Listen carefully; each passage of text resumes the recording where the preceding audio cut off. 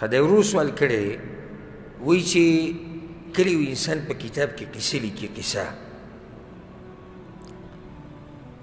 او په دې قصه کې د زنانه ذکر راشي او دی د زنانه د بدن یادوي چې یعنې زنانه ویښته داسې وو او سترګې یې داسې وو دا کار روا دی که ناروا دی؟ الجواب زنانه په قصو کې یادول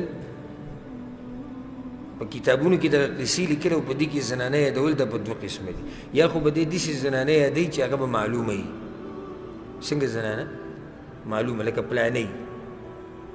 پلانۍ بیا راله قصه کې لګیا دی یا کتاب یې لیکلی دی وایي پلانۍ بیا راله چې هغه د پلاني ښځه ده معلومه زنانه ده نو دا خبرې ناروا دي د دین شریعت منع کړې ده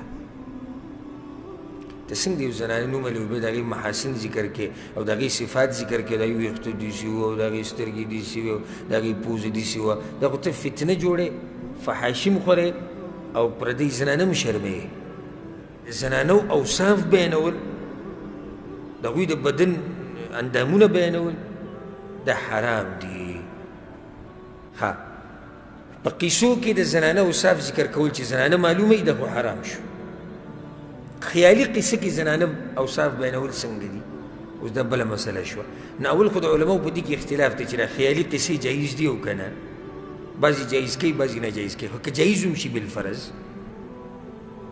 نو بیس خیالي قصه څه ته وایي چې شوي نه وي لکه بعض کسان کتابونه لیکي خیالي قصې به کې بیانوي او دی تجارت نو هغه کس لاړ